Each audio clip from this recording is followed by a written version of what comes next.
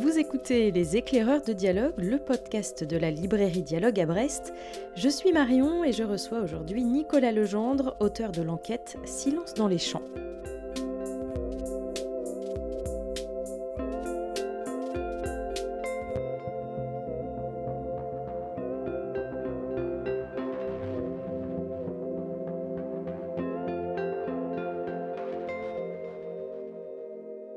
Vallée de la Vilaine. Un cri dans la nuit. Je me réveille, en nage et en sursaut. Papa! Il doit être 2 heures du matin. L'instinct paternel, en ce 21 janvier 2022, me tire du lit comme tant d'autres fois depuis 3 ans et demi. Je pénètre dans la chambre de mon fils et le trouve mi-éveillé, mi-endormi, quelque part entre ces deux états. Il somnole, œil mi-clos. Il dit qu'il a vu des ombres. Je lui fais répéter, il confirme. C'est des ombres qui ressemblent ni à papa ni à maman, c'est des fantômes. Il sanglote. Comme tout père normalement constitué, je tâche de consoler mon fils. Je lui dis que les fantômes n'existent pas. Il a déjà entendu cette rengaine. Comme tout enfant normalement constitué, il refuse de me croire, parce que les fantômes sont fascinants, parce qu'on ne dompte pas les petites angoisses des bambins en un claquement de doigts. Désignant le masque de super-héros accroché à son lit, à l'origine des formes interlopes projetées sur le mur de sa chambre, je lui explique que les ombres sont juste des ombres et lui assure que papa est là. L'enfant se rendort. Je m'en retourne à ce qui me sert de sommeil depuis quelque temps, à savoir une position allongée trompeuse, un repos rugueux dont je m'extrais à l'aube avec cernes et courbatures. Car la nuit, je rumine, je ressasse, je tourne et retourne. Quand ma compagne me demande si j'ai bien dormi, je réponds « j'ai enquêté ». Et elle comprend. Cette boutade signifie que j'ai prolongé nuitamment mes occupations diurnes du moment. Bonjour Nicolas Legendre. Bonjour. Merci beaucoup pour la lecture de cet extrait. Merci aussi d'avoir accepté d'être l'invité de ce podcast Les Éclaireurs de Dialogue. Ce père de famille que l'on vient de découvrir, c'est vous êtes journaliste, correspondant du journal Le Monde en Bretagne, et vous publiez Silence dans les champs aux éditions Artaud, dont vous venez de lire les toutes premières lignes. En 331 pages, vous résumez 7 ans d'enquête sur le système agro-industriel breton. Une investigation fouillée qui vous a hanté, on l'a compris, jour et nuit.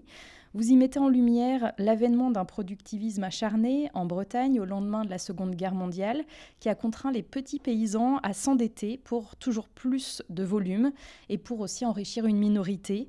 Vous décrivez l'omerta que peu ont osé briser sous couvert de progrès économiques, les pressions parfois violentes subies par les rares kamikazes comme certains les appellent. Vous détaillez la connivence des banques, des firmes agrochimiques, des fabricants d'équipements, des coopératives, du syndicat majoritaire, de la grande distribution, de certains élus aussi. Alors dans cet épisode, je vous propose de revenir sur ces mécanismes, leurs causes et leurs conséquences, mais surtout d'évoquer avec vous la manière dont vous avez travaillé pour mieux comprendre l'art de l'enquête au long cours. Alors au début de Silence dans les champs, vous expliquez que vous ne savez finalement pas vraiment quand cette enquête a commencé, parce qu'elle rejoint une part de votre histoire familiale. Racontez-nous. Je suis fils de paysans bretons, petits éleveurs laitiers en conventionnel, dans la vallée de la Vilaine, en Haute-Bretagne. Et donc j'ai grandi dans le bain finalement, dans le monde paysan, à une époque, les années 80 et 90 surtout, à une époque où les rapports de force au sein du monde paysan et entre les paysans et les acteurs extérieurs, donc firmes et coopératives, devenaient plus tendus déjà, du fait de la lutte pour le foncier notamment, ça concerne les paysans entre eux, du fait aussi de la compression des prix d'achat des productions. Et puis il y avait tout ce contexte politique et juridique déjà complexe, avec bien sûr la PAC. On était au lendemain du remembrement, quelques années après, le remembrement qui avait laissé des traces dans les âmes. Et il y avait la question des normes, des mises aux normes. Donc déjà tout ce qui deviendra pour certains paysans des fardeaux en fait, qui se faisaient sentir en fait dans les campagnes. Moi j'ai grandi avec tout ça sans bien comprendre parce que c'est des mots compliqués, c'est des concepts compliqués, mais en tout cas ça m'a forcément imprégné et d'une certaine façon c'est le début de l'enquête.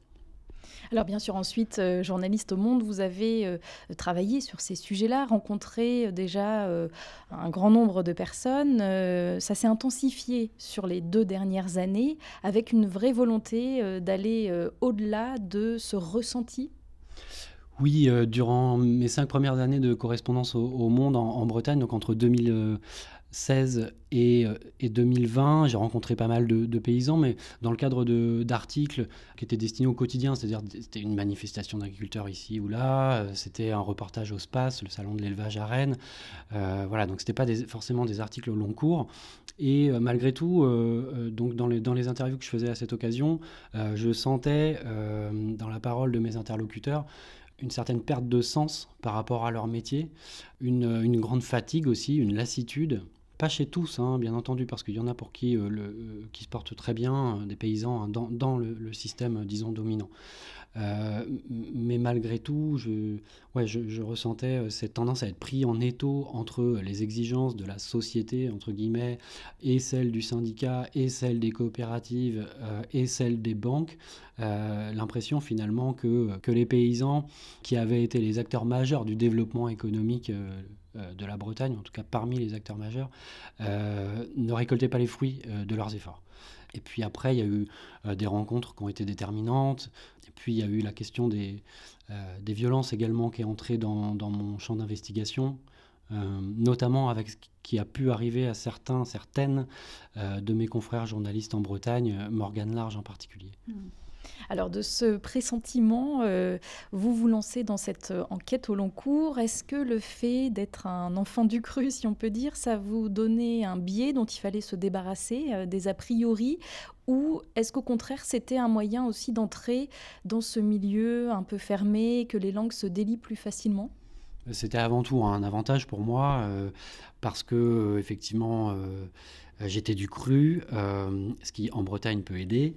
Mais voilà, donc je savais un peu de quoi je parlais quand même. Je confonds pas une ensileuse et une moissonneuse.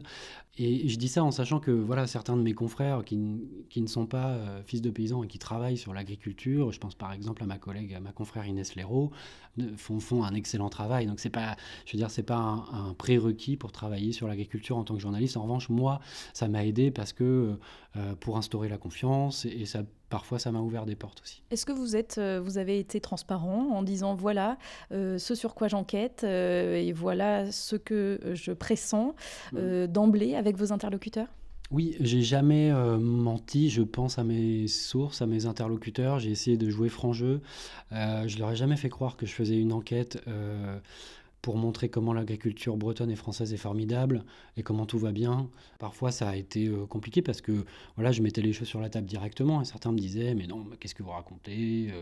De toute façon, oui, ou il y a peut-être eu des problèmes, mais c'était il y a longtemps, ou alors on est en train de les régler, ou alors ça sert à rien de remuer le passé, etc.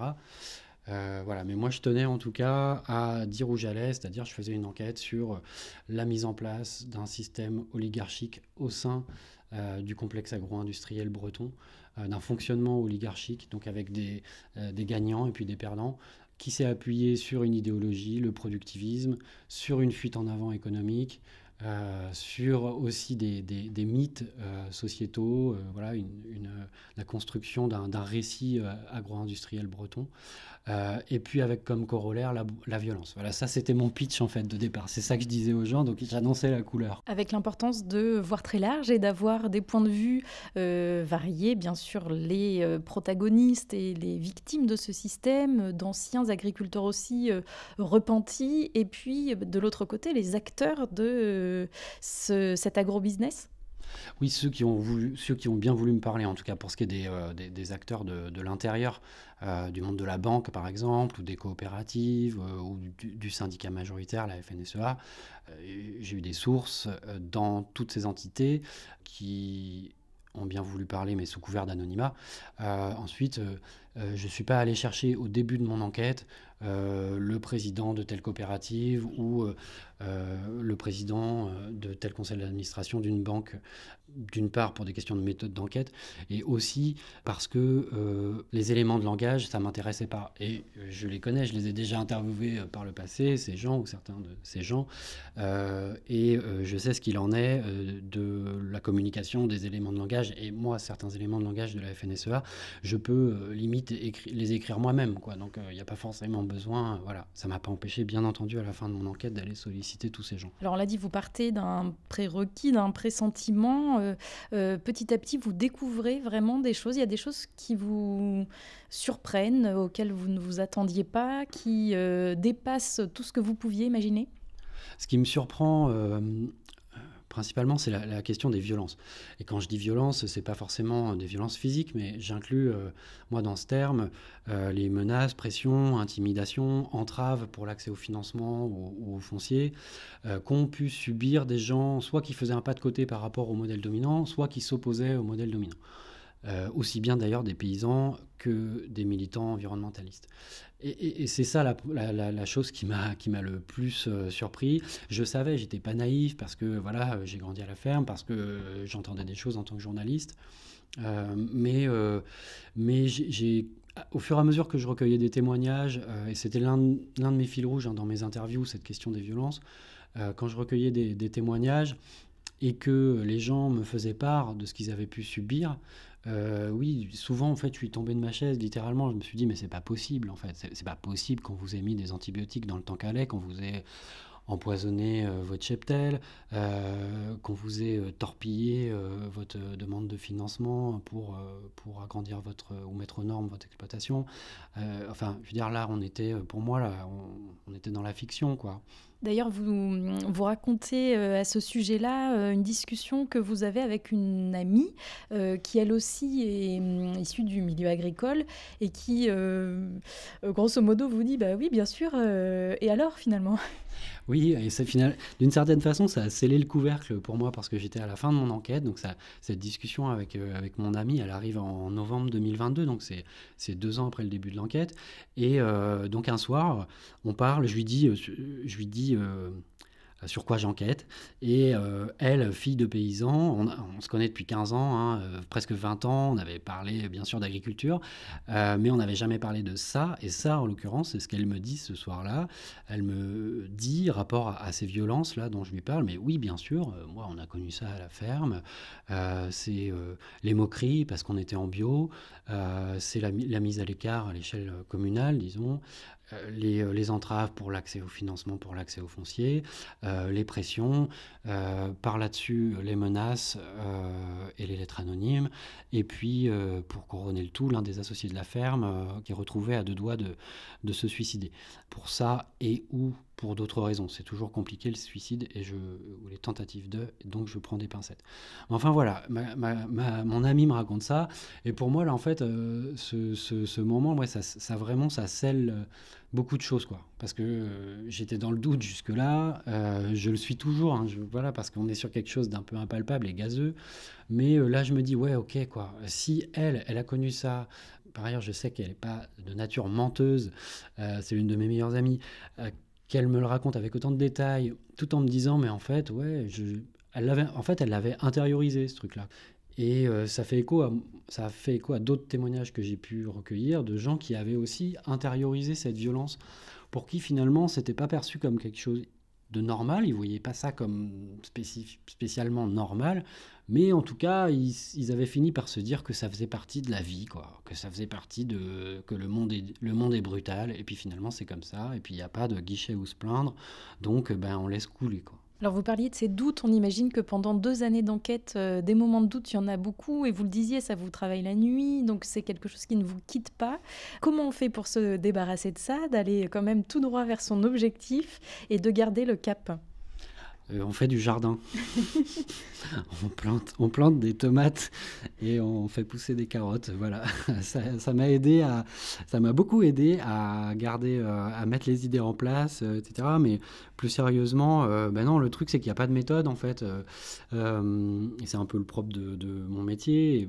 particulièrement, je pense, sur les enquêtes au long cours, comme ça, il n'y a pas de mode d'emploi, donc on avance à vue, avec la matière qu'on récolte, avec nos intuitions, avec nos doutes, nos certitudes, on essaie de recouper des trucs.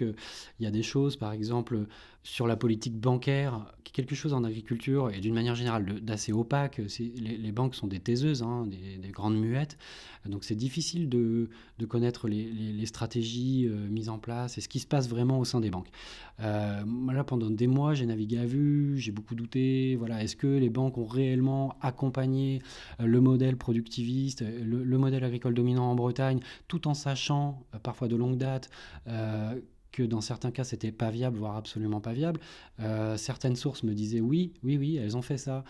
D'autres nuançaient, et donc ça m'a pris des mois pour avoir différents témoignages, recouper certaines choses, trouver des chiffres aussi parfois, qui permettent pas forcément d'être dans la certitude définitive, absolue, quoi, mais au moins de consolider certaines idées. D'autant qu'à côté de ça, évidemment, il y a tous ceux qui vous renvoient, mais ça a permis de nourrir la France après la guerre.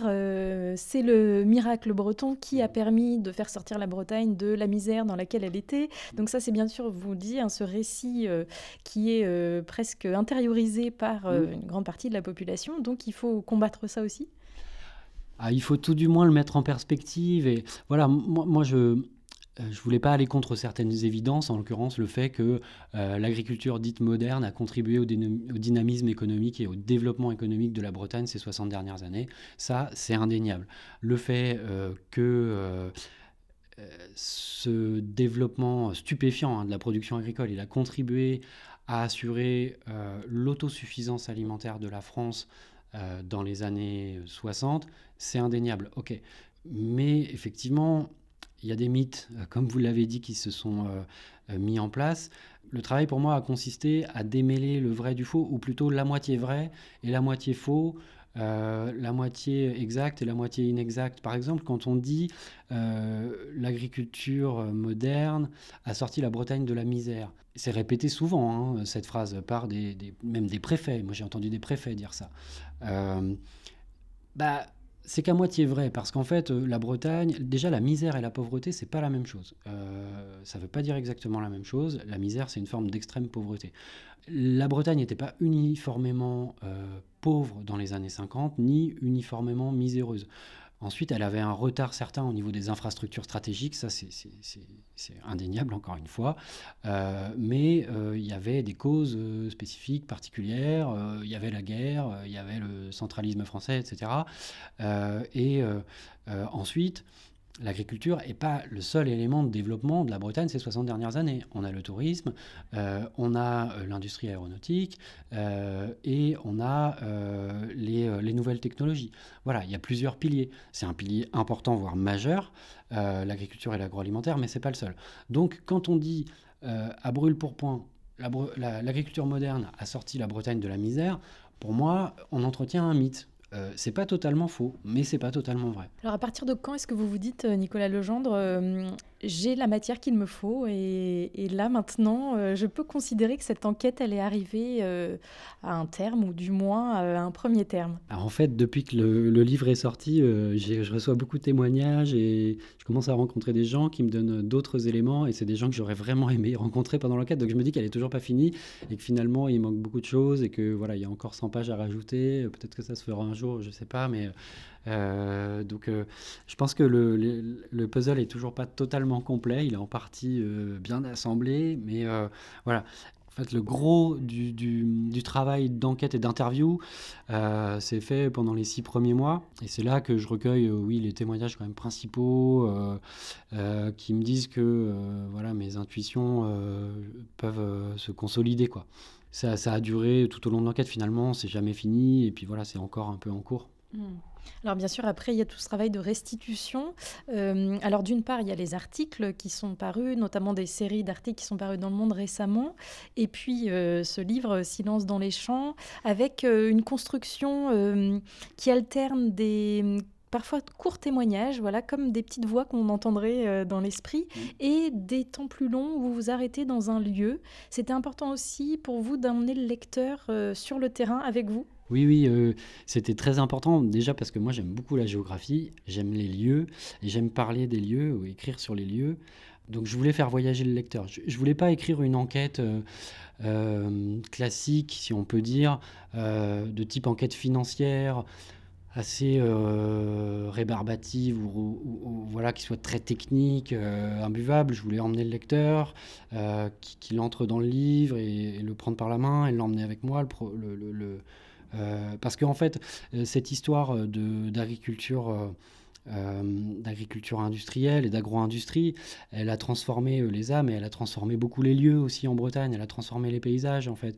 Et si on se met pas, si on se place pas dans ces paysages, je pense qu'on peut pas comprendre l'ampleur des transformations, quoi. Est-ce que cette enquête, c'était justement un moyen d'essayer de faire bouger les choses? Vous voyez votre rôle comme celui d'un lanceur d'alerte? D'une certaine façon, oui, même si je tiens à ma position d'observateur, qui prend la température un peu, de thermomètre, même si voilà, j'ai un point de vue, je parle d'un certain endroit, et voilà, j'essaye de pas cacher ça. Euh, mais oui, le but c'était de mettre les choses sur la table pour contribuer au débat public, qui n'a pas lieu pour l'instant. Est-ce qu'aujourd'hui, les ombres dont vous parliez dans ce tout premier extrait qu'on a entendu vous poursuivent encore ou petit à petit, à travers ce livre, d'une certaine manière, vous les avez consignées? Non, je dors mal. Je continue de mal dormir parce que c'est très prenant, c'est un peu aliénant, parce qu'il y a beaucoup de paramètres et ça continue de tourner un peu, donc de me réveiller la nuit. Mais d'une certaine façon, en tout cas j'espère contribuer à ça, pas forcément pour moi, mais pour la société bretonne, à exorciser un peu les choses enfouies qu'il peut y avoir autour de ces ombres, justement, ces ombres étant...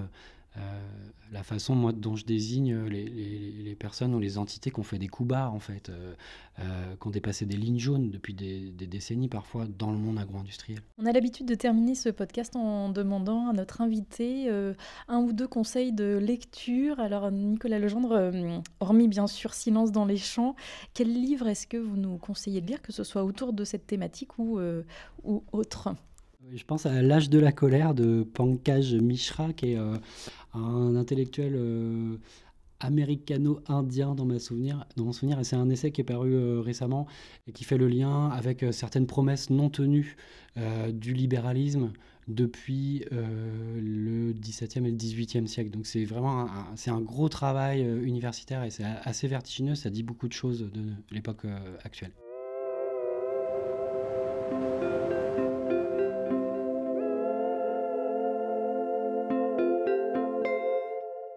Et nous retrouvons à présent Michael, Mathilde et Romain, tous trois sont libraires à Dialogue. Voici quelques ouvrages qu'ils nous conseillent à leur tour de découvrir, après bien sûr s'être plongés dans Silence dans les champs. On démarre avec Michael. Alors, je vais vous parler aujourd'hui de Plutôt nourrir, l'appel d'une éleveuse, qui est paru chez Tana Éditions, et qui est un récit à deux voix de Clément Osé et Noémie Calais. Alors, à la base de ce livre, on a une expérience un peu étonnante, puisque c'est l'histoire à la base de Noémie Calais, qui est diplômée de Sciences Po. Et contre toute attente, Noémie décide de devenir éleveuse de cochons dans le Gers. Clément, qui est un ami de promo, va devenir son biographe et observer le quotidien de Noémie. Alors, c'est étonnant parce que donc, on est dans l'élevage porcin et Clément, il est plutôt végétarien. Donc, déjà, ça amène à un regard un peu disons, avec un a priori qui n'est pas obligatoirement très positif. Il se pose beaucoup de questions sur l'élevage en tant que tel, et puis à l'heure où le climat se dérègle, évidemment. Donc on a à la fois un récit qui est le témoignage de cette paysanne sur son élevage, sa vie, ses pratiques, et puis on a les réflexions de Clément Osé, donc son co-auteur, sur le monde agricole. Ce qui est bien, c'est que c'est un livre qui prend son temps de décrire le quotidien, les pensées aussi de Noémie, son environnement, la nature, à travers des petits détails qui feront qu'on se sent proche de Noémie et de sa ferme. En fait, ce livre est un vibrant plaidoyer pour un retour à la nourriture maîtrisée et un élevage raisonné. C'est pour moi un livre qui permet de repenser justement ce rapport à l'élevage agricole et au rapport à l'animal. Plutôt nourrir, l'appel d'une éleveuse, paru chez Tana Éditions, un récit à deux voix de Clément Osé et Noémie Calais. On retrouve maintenant Mathilde qui nous parle de Paysanne d'Anne Lecourt, paru aux éditions Ouest France. En gros, Anne Lecourt, elle est allée à la rencontre en fait de femmes dans l'ouest de la France, donc de l'Ille-et-Vilaine, Finistère, Mayenne, Morbihan. Et ce qu'ont en commun ces femmes, c'est qu'elles travaillent, elles sont toutes paysannes, enfin en tout cas elles travaillent dans le monde agricole. Elles sont maraîchères, éleveuses de poules, de veaux, de chèvres. Et ce qui est intéressant dans cet ouvrage, donc, c'est qu'elle donne vraiment la parole aux femmes qui racontent leur histoire, comment elles en sont venues à travailler dans le monde agricole, à être éleveuses, maraîchères. Alors je ne sais pas s'il remet vraiment en cause le monde agroalimentaire, c'est juste qu'en fait il permet de donner la parole à des femmes dans un milieu qui est très masculin, et du coup d'avoir peut-être une autre parole sur les sujets de l'agroalimentaire qui sont peut-être des paroles souvent très masculines. Et ce qui est intéressant, c'est qu'elles ont entre 30 et 70 ans. Il y a des femmes qui travaillent en famille. Il y en a parce que leur mari, leur compagnon est dans ce milieu-là. Il y en a qui ont fait le choix de travailler dans ce milieu. Il y en a d'autres qui, en fait, c'est venu à elles parce que c'était famille d'agriculteurs. Et c'est vraiment intéressant de les voir aussi en tant que statut de femme dans un milieu très masculin. Et aussi quels ont le regard elles portent justement sur les problèmes actuels du coup d'écologie, de réchauffement climatique, un milieu qui est très, je pense, une vision très clivante de savoir qu'il faut être dans le bio, il faut être dans le conventionnel, sachant que les femmes qui sont interviewées travaillent, il y en a autant dans le conventionnel que dans le bio. Donc c'est aussi avoir plusieurs regards sur ce métier-là. Et pour terminer cette bibliographie, place à Romain, tu as 2 livres à nous présenter aujourd'hui. Alors le premier livre que je vais vous présenter, donc ça s'appelle Reprendre la terre aux machines, un manifeste pour une autonomie paysanne et alimentaire, sorti récemment au format poche aux éditions Point et écrit par l'Atelier Paysan. L'Atelier Paysan, donc, ça a été fondé en 2009, c'est une organisation de développement en milieu agricole et rural. Ça prône une réappropriation des outils, des machines, des bâtiments, afin de casser radicalement avec le système productiviste actuel en place dans le milieu agricole. Ce qui est intéressant dans ce livre, en fait, c'est qu'il va amener des solutions pour casser avec ce modèle. Donc ça sera développé dans plusieurs points, notamment l'augmentation du nombre d'exploitants pour une meilleure répartition et gestion des terres. Et mettre en place également un prix d'entrée des importations de denrées alimentaires sur le territoire français. Et un point qui m'est assez cher, j'ai découvert l'année dernière, c'est la mise en place de la sécurité sociale de l'alimentation. Donc calqué sur le modèle de sécurité sociale concernant la santé. Et donc voilà, ça serait que chacun ait le droit et accès en fait à un montant pour pouvoir se nourrir convenablement tous les mois. Donc ça s'appelle Reprendre la terre aux machines, un manifeste pour une autonomie paysanne et alimentaire, aux éditions Point et écrit par l'Atelier Paysan. Et donc là, ça s'appelle Notre pain est politique, aux éditions de La Dernière Lettre. Et donc c'est écrit également par un groupe de réflexion d'agriculteurs autour du blé. Donc le pain, c'est un produit de base. On voit actuellement qu'il y a énormément de fermetures de boulangeries, avec l'inflation, etc., etc. Et là où ce livre est pertinent, donc c'est une réflexion depuis une quinzaine d'années du groupe Blé de l'Adir, qui est basé en Rhône-Alpes, qui réfléchit et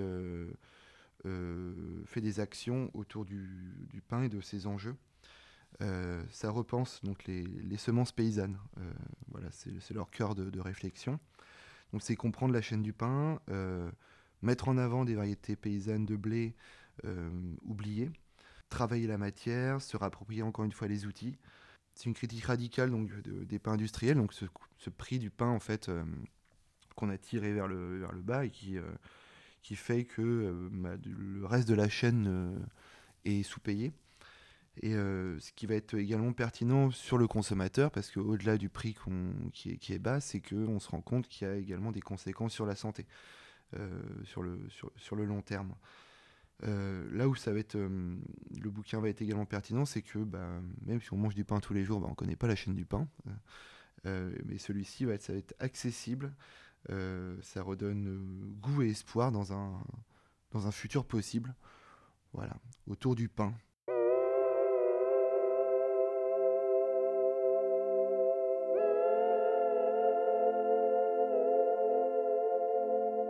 Les éclaireurs de dialogue, c'est déjà fini pour aujourd'hui. Merci au journaliste Nicolas Legendre, auteur de Silence dans les champs. Merci aux libraires Michael, Romain et Mathilde. Si cet épisode vous a plu, n'oubliez pas de le noter sur Apple Podcast, de le commenter et bien sûr d'en parler autour de vous. De mon côté, je vous souhaite de belles lectures et vous dis à très vite.